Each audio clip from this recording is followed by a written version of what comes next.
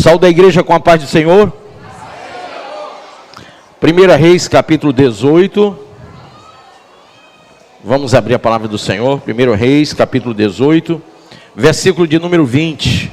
Então enviou Acabe mensageiros a todos os filhos de Israel e ajuntou os profetas no Monte Carmelo. Então Elias se chegou a todo o povo e disse: até quando cocheareis entre dois pensamentos? Se o Senhor é Deus, segui-o. Se é Baal, segui-o. Porém o povo nada lhe respondeu. Então disse Elias ao povo: só eu fiquei dos profetas do Senhor, e os profetas de Baal são 450 homens. Deem-se-nos, pois, 2 novilhos, escolham eles para si um dos novilhos, e dividindo em pedaços, o ponham sobre a lenha. Porém, não lhe metam fogo. Eu prepararei outro novilho e o porei sobre lenha, e não lhe meterei fogo. Então invocai o nome do vosso Deus, e eu invocarei o nome do Senhor. E há de ser, diga, e há de ser, que o Deus que responder por fogo, esse é que é Deus. E todo o povo respondeu e disse, diga comigo, é boa esta palavra. Põe a mão sobre a Bíblia e diga: Pai, essa palavra é boa, ela é santa, ela é pura, ela é agradável, ela é perfeita, e ela vem ao meu encontro para transformar a minha vida, e assim eu creio, em nome de Jesus. Pode assentar-se. Irmãos, o tema, quem sabe o tema de hoje, qual é? Diga bem forte: o poder da escolha. Quem aqui já exerceu o poder da escolha? Alguns são jovens demais, outros já estão numa certa idade que podem escolher algumas coisas, outras não. Mas todos nós, durante a vida inteira, vamos ter que usar esse poder. Amém? Durante toda a nossa existência, se há uma coisa que nós temos que aprender, é a decidir.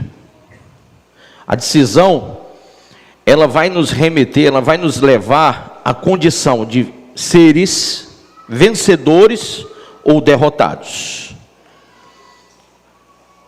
Vou dizer de novo, diga: a decisão pode nos remeter, pode nos elevar à condição de seres vencedores ou derrotados. Ora, se você aprender o poder da decisão, você não vai ficar titubeando em dois pensamentos.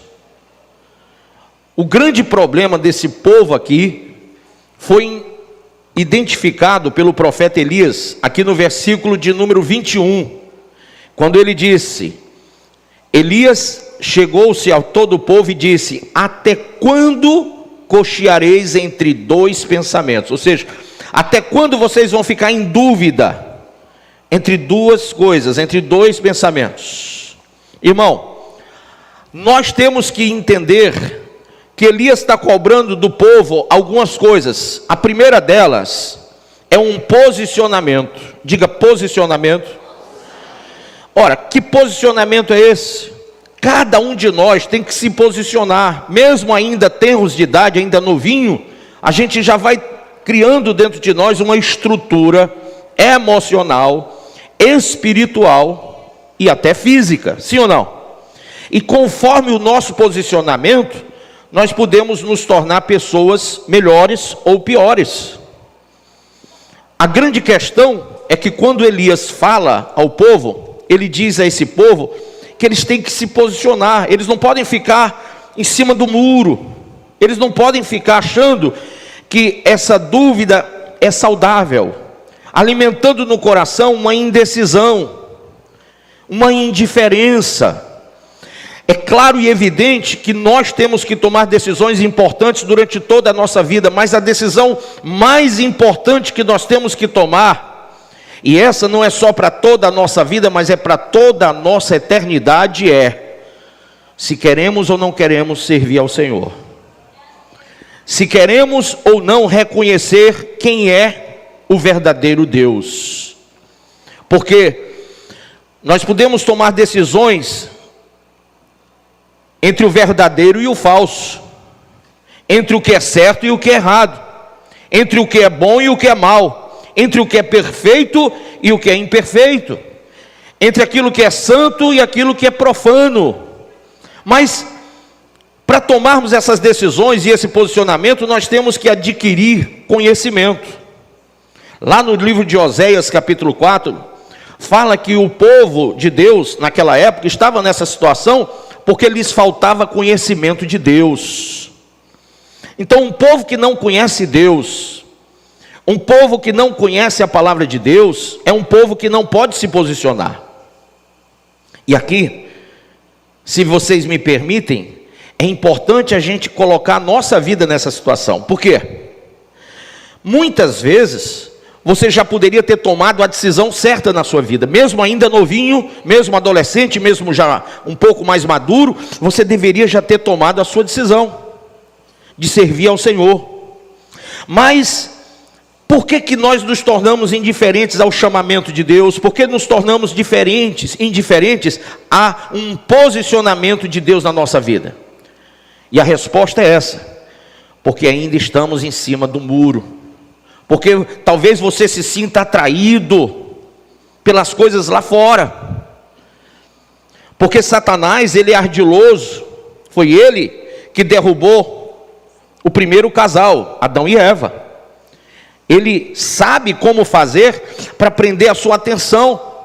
Hoje você consegue cada vez mais ter a sua atenção sugada por muitas coisas nessa vida, sim ou não? E aí, irmãos, cabe a cada um de nós colocarmos a nossa vida no trilho de Deus. É difícil, e no mundo de hoje eu até digo, quase impossível, se a gente não atentar para a lei do Senhor, para a palavra de Deus. A Bíblia diz que a lei do Senhor é perfeita e restaura a alma.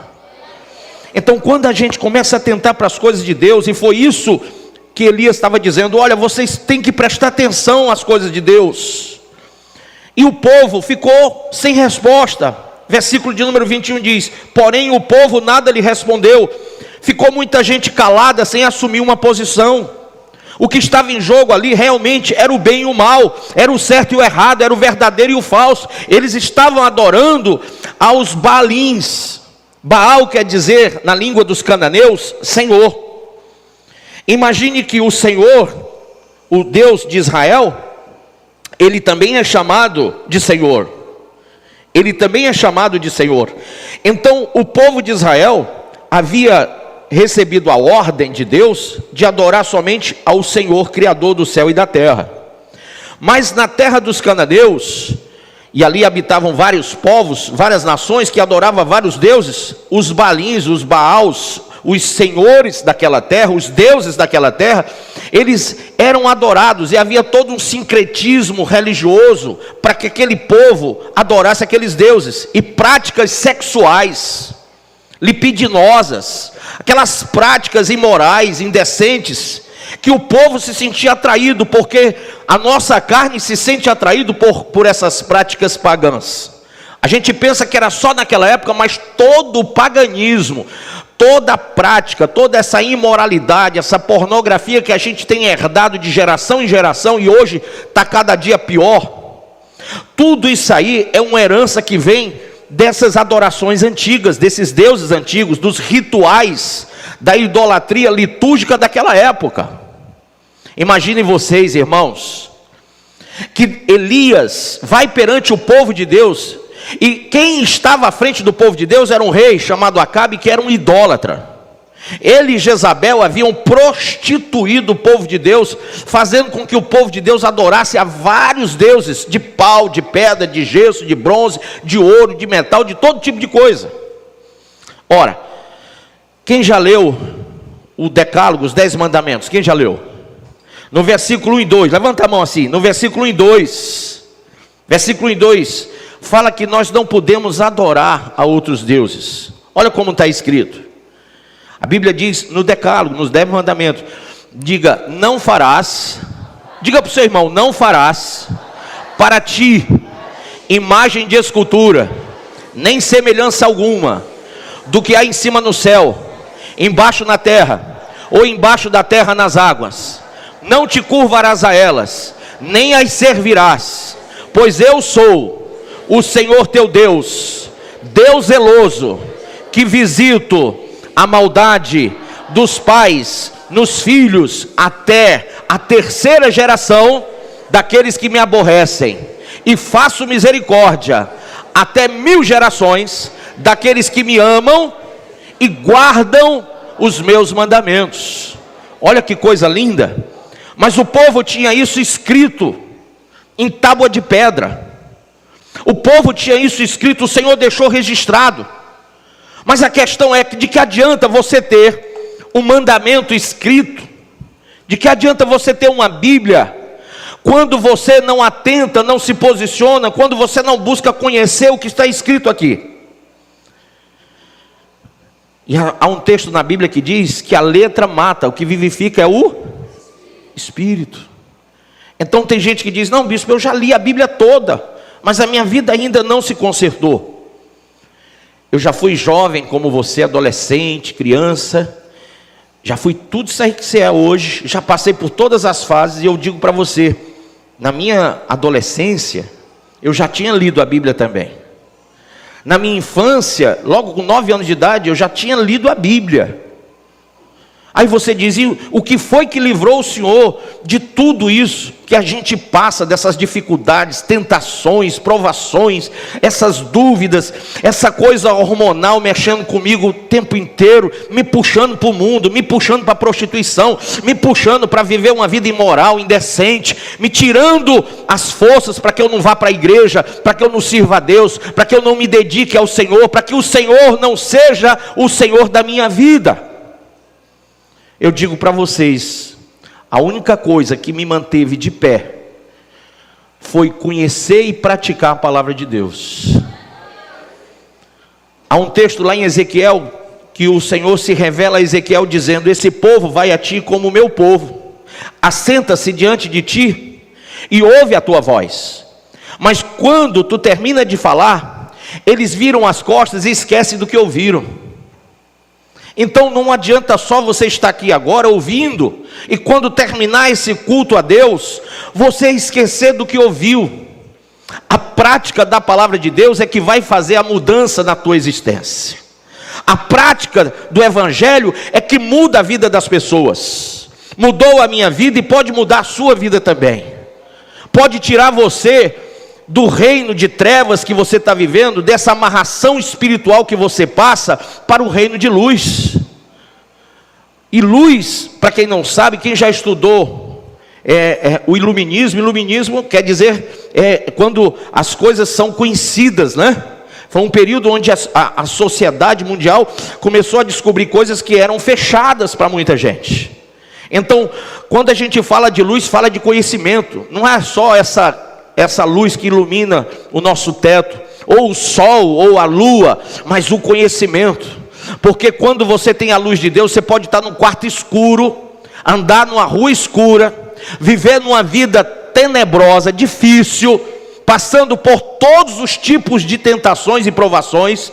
Quando você tem a luz de Deus, você consegue enxergar o seu caminho. E sabe por que você consegue? Porque no Salmo 119, no versículo 105 diz, lâmpada para os nossos pés é a tua palavra e luz para o nosso caminho. Então quando você conhece a Bíblia, quando você vive a Bíblia Sagrada, quando você vive o Evangelho pregado nessa palavra, você tem luz para caminhar nesse mundo. Você consegue enxergar o que é certo e o que é errado. Você não é levado por uma mídia que tem corrompido as pessoas. Sabe, irmãos, você não se deixa levar por essa indução religiosa, prosélita, que leva as pessoas a uma cegueira. Nós não somos levados e trazidos como a onda do mar. Nós entendemos pela palavra, nós conhecemos pela palavra, e nós vivemos pela palavra uma fé que nos faz enxergar como a águia. A águia, ela voa e vê tudo o que está lá embaixo. Tem muitos irmãos que gostariam de estar aqui onde você está hoje, mas sabe onde é que eles estão? Deitados no chão, drogados, deitados no chão, chorando de fome, derrotados. Tem muitas irmãs e irmãos que estão aprisionados em cárceres por terem matado alguém, por terem roubado alguém, por terem traficado. Nós temos semelhantes nossos que estão aprisionados em vários cárceres, e quando não são os cárceres de prisões, são os cárceres emocionais que fazem com que essas pessoas deem cabo da própria vida. Quantos suicídios, quantos homicídios nós ouvimos falar todo dia, irmãos?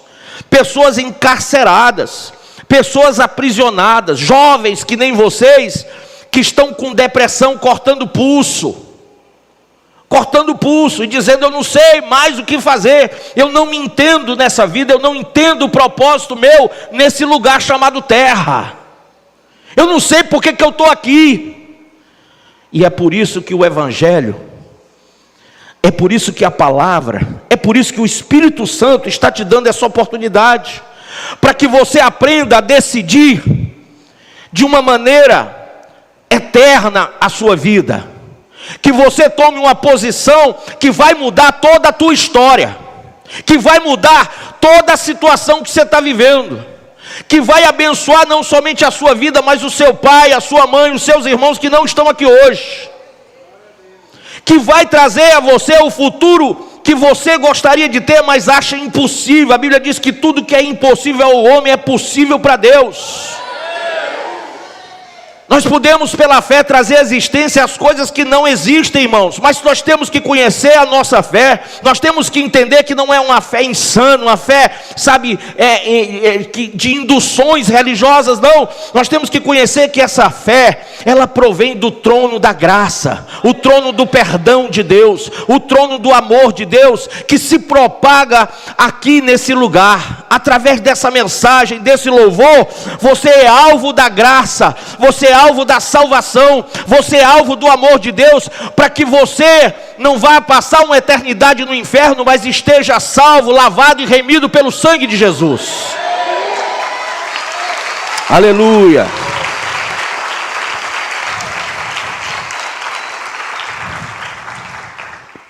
Não podemos ter vergonha de tomar esse posicionamento. Abra aí em 1 Romanos capítulo 1. Lá no livro de Romanos, Paulo fala aos romanos, né, aos crentes de Roma, algo tremendo, irmãos.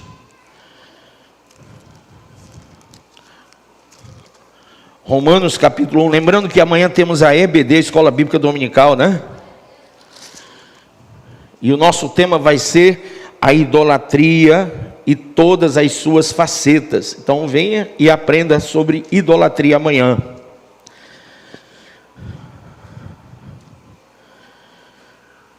Quem abriu?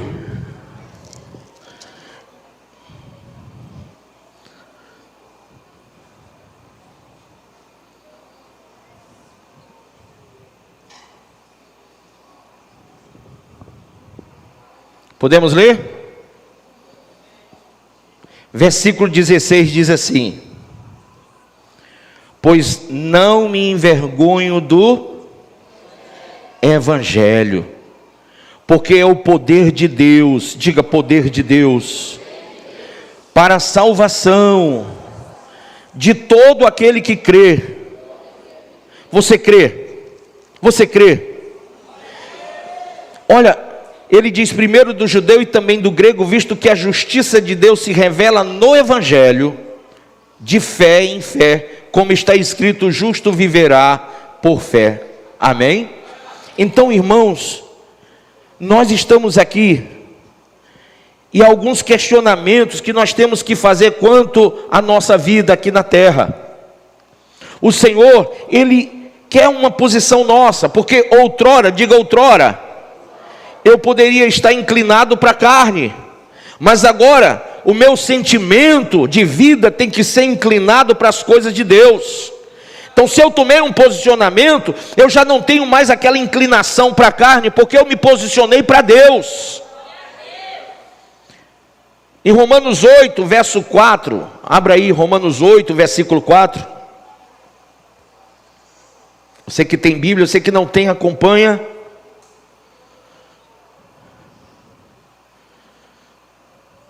Amém? Capítulo 8.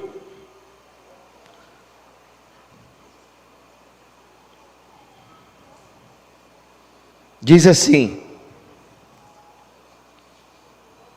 versículo 4: para que a justiça da lei se cumprisse em nós, que não andamos segundo a carne, mas segundo o Espírito. Isso é uma posição.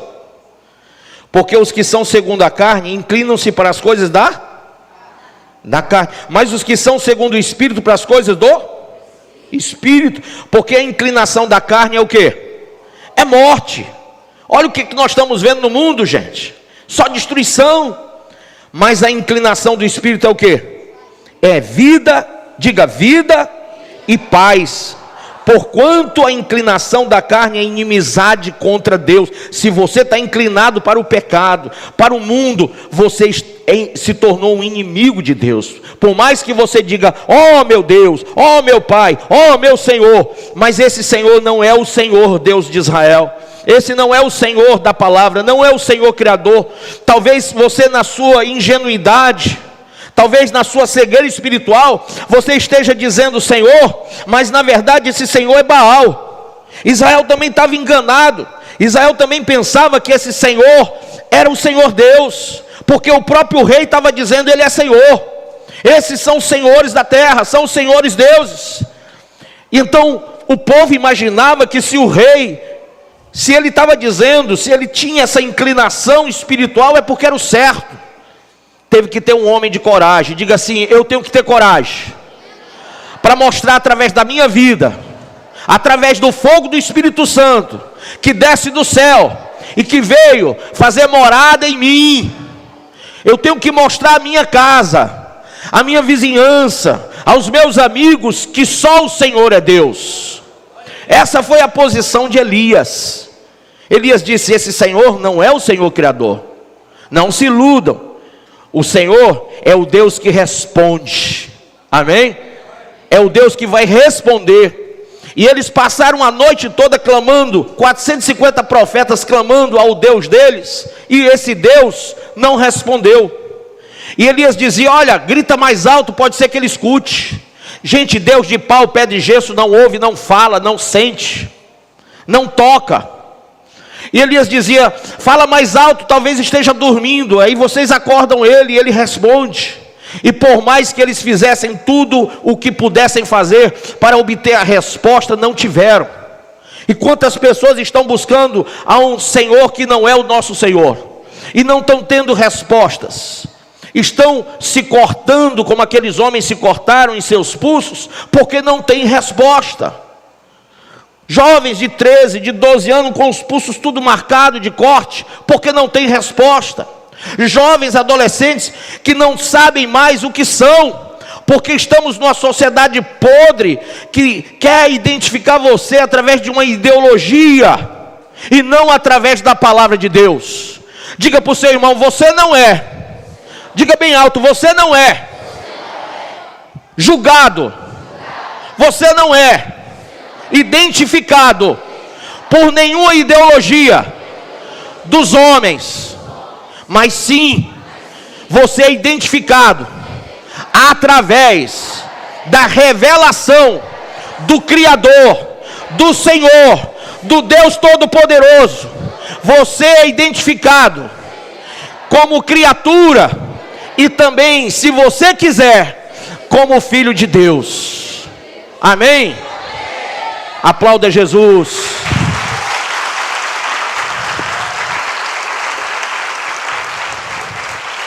Não tenha vergonha de assumir que Ele é Deus, porque os que estão na carne não podem agradar o Senhor, mas aqueles que estão no Espírito, esses agradam a Deus.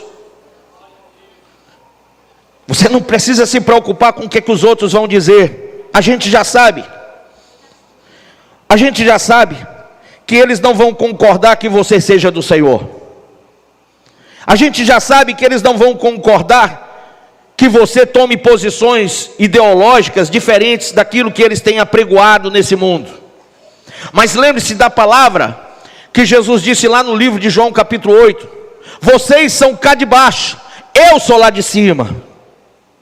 E quando ele falou ao Sinédrio, ele disse: o meu reino não é desse mundo. E quando Jesus chamou a igreja para a conversão, ele disse: vou preparar lugar para vocês lá. Então entenda que servir a Deus, servir ao Senhor, é ter uma identidade, é ter uma experiência com o Senhor dia a dia, é se afastar desse mundo de treva, de podridão, de pecado, de sujeira, de iniquidade, é se afastar dessas indecisões mundanas e se prontificar assertivamente de que você vai ter identidade do Espírito Santo, de que você vai ser sal da terra e luz para o mundo, de que outros jovens vão olhar para você e vão ver Jesus na sua vida. Sabe, eu não concordo que jovens sejam tão jovens, eu quero que os jovens sejam muito mais maduros do que são. E eu sei que cada um de vocês quer ser mais maduro, porque quando eu tinha a idade de vocês, eu só queria ser o velhão. Eu não gostava que ninguém dissesse que eu era menino, que eu era adolescente, que eu era jovem. Não, eu dizia: eu sou homem. Porque todo jovem quer ser maduro logo, quer ser respeitado, sim ou não? Todo jovem quer ter a sua opinião respeitada, sim ou não? Mas como que alguém vai respeitar a decisão de quem não sabe qual a decisão que vai tomar? Como que alguém vai respeitar alguém que não sabe, não se define, que não se posiciona? Então, se você quer ser respeitado por todos, comece olhando para o seu espelho em casa todos os dias e dizendo: qual é a minha decisão diante de tudo isso que o mundo está vivendo? Vou servir a Deus ou vou servir ao mundo? Vou honrar o nome do Senhor e a palavra de Deus, ou vou ser mais um nas trincheiras do inferno? Vou honrar o Senhor da glória, glorificando através da minha vida, ou vou ser o reflexo de tudo aquilo que a internet, que a TV, que a novela, que o filme está passando? Qual é a minha identidade? Qual é a minha decisão? Qual é o meu propósito de vida? Como eu me defino? Se você quer ser respeitado, se defina logo. Amém? Se defina logo. O mundo sai do armário, como eles dizem, sim ou não? E se colocam nas formas mais, digamos assim, diferentes, né? E eles dizem que nós temos que aceitar as diferenças. Mas se você abrir a carta do apóstolo Paulo aos Filipenses, a Bíblia não fala que nós temos que agir e aceitar as coisas diferentes, mas diz assim, ó: vivei acima de tudo por modo digno do Evangelho de Cristo. Capítulo 1, versículo 27.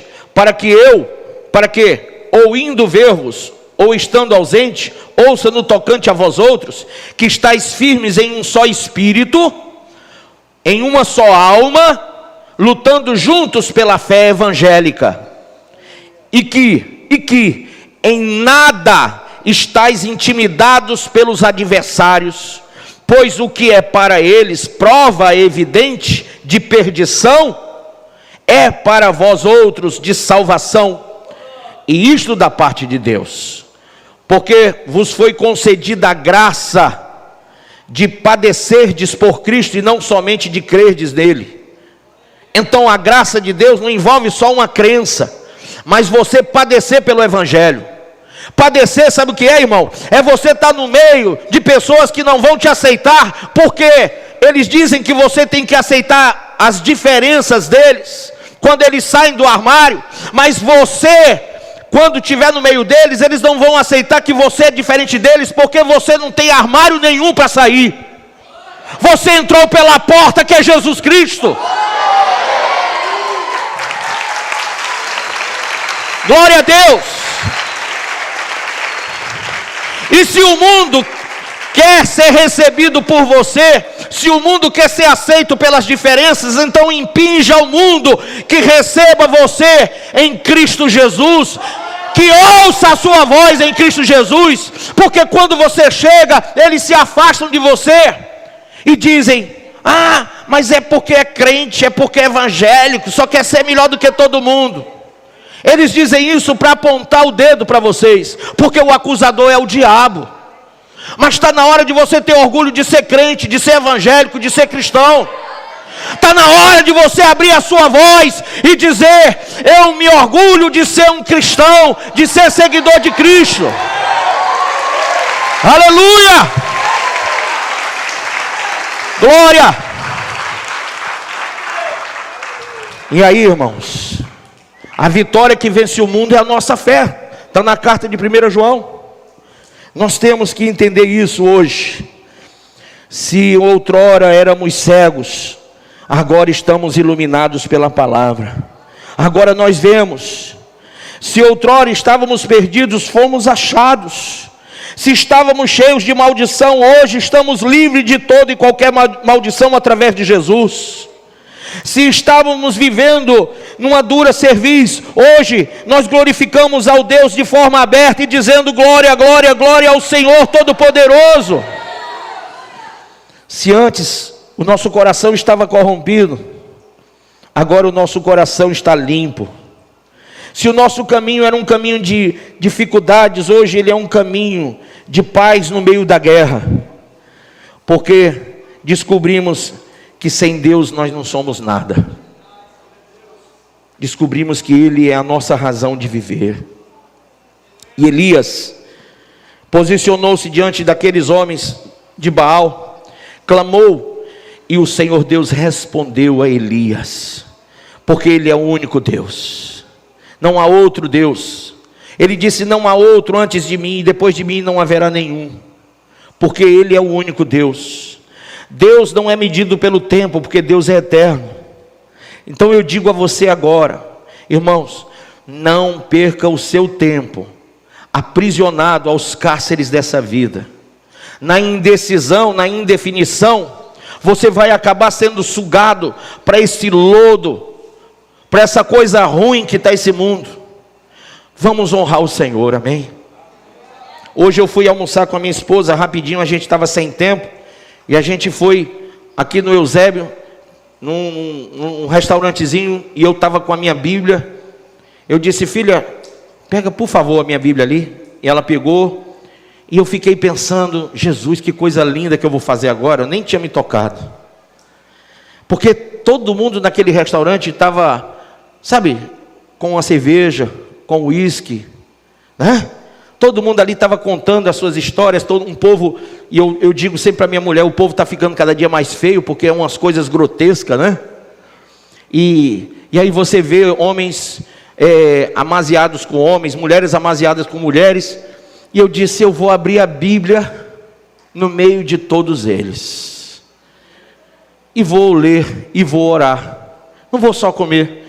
Eu acho que minha posição aqui é outra, é mostrar para eles que assim como eles não se envergonham do que fazem, eu também não me envergonho do Evangelho de Cristo. E aí nós oramos, lemos Bíblia no meio deles, uma posição.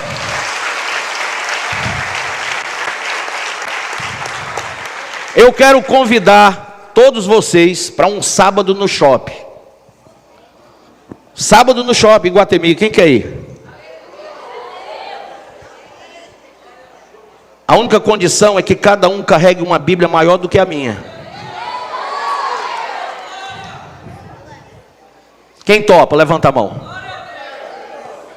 E nós vamos, eu vou com vocês. Vocês vão também? Nós vamos passar 3, 4 horas no shopping. Nós vamos ter um grupo, nós vamos ter 50 grupos de leitura da Bíblia espalhados no shopping. Grupos de, como Jesus fez quando foi alimentar a multidão, faz grupos de 5, de 6 ali, ele fez de 50, a gente chega lá. E a gente vai, sabe, se espalhar no shopping com a Bíblia aberta. Outros irmãos vão estar recebendo outra missão: caminhar com a Bíblia na mão no shopping, para lá e para cá. Assim, ó.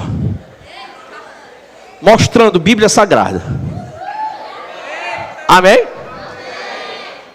Todos os corredores, para onde eles passarem, eles vão ver gente estranha. Gente que não saiu do armário. Gente que ama e vive a palavra do Deus vivo. Aleluia! Glória a Deus. Nós vamos passar um dia de muita alegria, porque tem alguns irmãos que tocam violão. E aí nós vamos ter pequenos grupos de louvor espalhados. Um irmão fica ali louvando, o outro acolá, num cantinho, sem incomodar ninguém. Apenas se alguém passar, ali não é música do diabo, ali é música de adoração ao Deus vivo. Nós não vamos olhar para quem está vestido de mulher, quem está vestido de homem, quem está com cabelo de doido. Sabe o que é que nós vamos fazer? Nós vamos mostrar para ele, para cada um deles, que existe um Deus verdadeiro. Que o fogo do Espírito Santo desceu e queimou no altar do nosso coração. Que mudou a nossa vida. Que pode mudar a nossa história, de fato. E que a gente pode assumir no meio deles uma posição diferente da que eles querem que a gente assuma. Eles estão doidos para ver você doido. Mas você vai dizer, se isso aqui é loucura, então eu vivo para a loucura do Evangelho de Cristo. Entende? É isso que eu quero convidar você. Nós todos vamos passar um dia no shopping fazendo isso. Se vocês gostarem, a gente vai fazer também em outros lugares. Mas o importante é que cada um de nós aprenda a deixar de ser envergonhado. Às vezes a gente fica pensando, puxa, por que tem tanta gente ruim no mundo? Porque os bons não estão aparecendo. Porque os bons não estão se mostrando. Teve um pastor já falecido, norte-americano, que ele disse que o problema não é quando os maus gritam. O ruim é quando os bons se calam. Então, nós temos que falar ao mundo que Jesus é o Senhor. Essa é a proposta de Elias. Ele disse, o Deus que responder com fogo, esse é Deus. E ele clamou a Deus e o Senhor respondeu. Hoje, eu apresento a vocês o fogo do Espírito Santo. O Deus Todo-Poderoso. O Deus Criador que muda a tua existência. E hoje eu quero chamar você para uma decisão que pode mudar tudo na sua vida.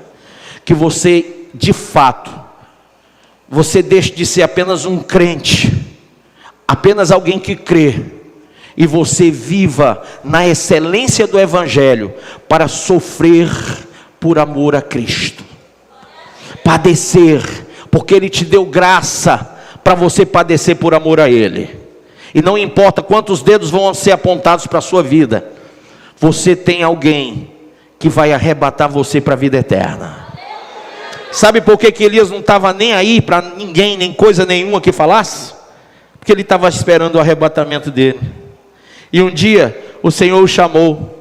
Ele estava caminhando com Eliseu e de repente Eliseu olhou e ele subiu num redemoinho de fogo. Alguns chamam de carruagem, outros de redemoinho. Para mim não importa, subindo é o que vale. Eu só digo a vocês, igualmente a Elias, cada um de nós temos que ter a expectativa do arrebatamento. Seja agora, seja daqui um ano, seja quando for, não importa. Nós vamos estar prontos para o Senhor. Amém? Curve a sua cabeça aí onde você está. Pense. Qual é a decisão que você resolveu tomar diante de tudo isso? O mundo jaz no maligno. A vida está cada dia pior. Mas você tem graça da parte de Deus. Deus tem providência para você através de Cristo Jesus. Tem salvação para a tua alma. Tem salvação para a tua existência. Tem transformação para o teu ser. E se hoje você decidir que Deus é Deus, então você vai sair do seu lugar e entregar sua vida a Jesus. Mas se Baal, se o mundo é o teu Deus, você vai ficar sentado aí, porque não importa mais nada. É a decisão que você tem que tomar. Hoje, você tem o poder da decisão entre céu e inferno, entre Deus e o diabo, entre o ser templo de Deus ou templo dos ídolos, entre o conhecimento do bem e o conhecimento do mal. É você que vai escolher o que quer. Conforme a tua escolha, o teu destino assim o será. Amém ou não amém? Então você que está pensando no que eu estou dizendo, e resolve agora entregar sua vida a Jesus. Bispo, eu estou afastado. Resolve voltar para Jesus. Bispo, eu estou frio, parece um picolé. Vai aquecer no fogo do Espírito.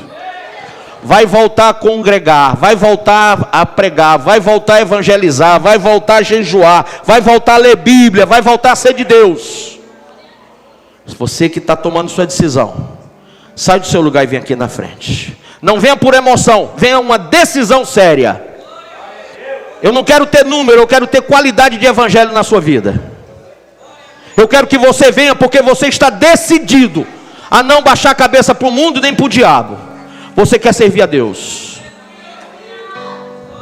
Você quer purificar os seus dias, o seu coração. Então vem agora em nome de Jesus. Aleluia. Glória, glória, aleluia.